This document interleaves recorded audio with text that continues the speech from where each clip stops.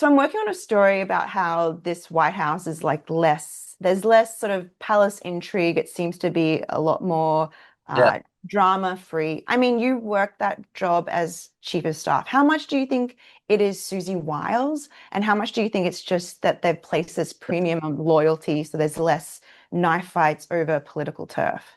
Well, I don't know. I mean, you said that, but I've read reports about the Secretary Treasurer and Elon Musk having a screaming match in the hallway. So when you tell me there's no drama, maybe I'm reading different things than you are. And it sounds like the president doesn't want any competition for the drama since he likes to make it himself. So maybe it's just a displaced area where the drama is. So,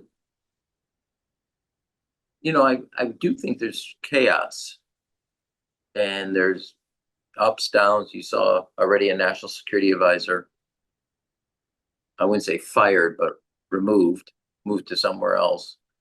Um, the irony being he was removed for even thinking about discussing bombing Iran, which is what the president eventually did 2 months later. Uh, you don't have an operating national security council. You have chaos. This week.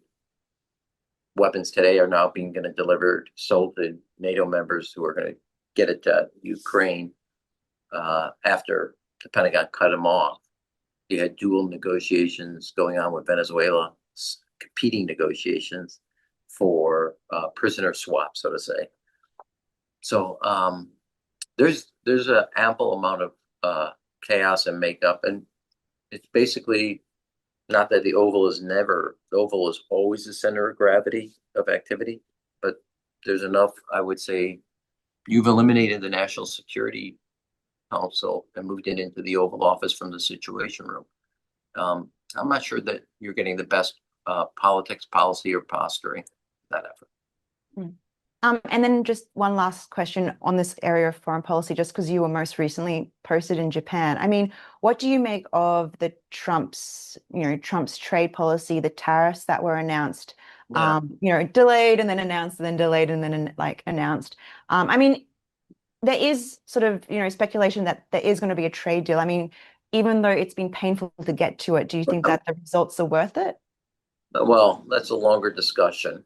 That's like a much longer. No, two things I would say. Look, tariffs are a policy tool, and they're being treated as a play toy. I mean, waking up one day, I'm on a 50% on Brazil because I don't like the way they're treating the former president. So it's become a play toy rather than, and for the president just to spark and create chaos. And it's not being, I have my own views about tariffs, et cetera, what kind of instrument they should be. They should be a tool in your economic toolbox, not the toolbox itself. I wrote recently, as you probably saw in the Washington Post, you may not have, how since China really has, in 2012, when Xi comes to power and used coercion, intellectual property that is, and mercantilism is core to their economic strategy, we have imposed, in one way or another, 5 different kind of national industrial policies. And I walk away with a set of principles based on both the success and failures of each of them that I think should be core because it's a part of our economic strategy. So I don't. So I think my answer, I suppose, the shorthand is tariffs are a tool. Shouldn't be a blunt tool. They are. I don't think they're as effective. By way of reference, when President Trump walked into the Oval Office, there were 400,000 to 500,000 manufacturing jobs with help wanted signs. Not one of the tariff policies has filled one of those manufacturing jobs. It had been better to figure out how to train in a expedited, quick way 400,000 people for those jobs, and you'd be 400,000 manufacturing jobs ahead of where the tariffs are. Nobody can point to. I can see a lot of factories that have been canceled.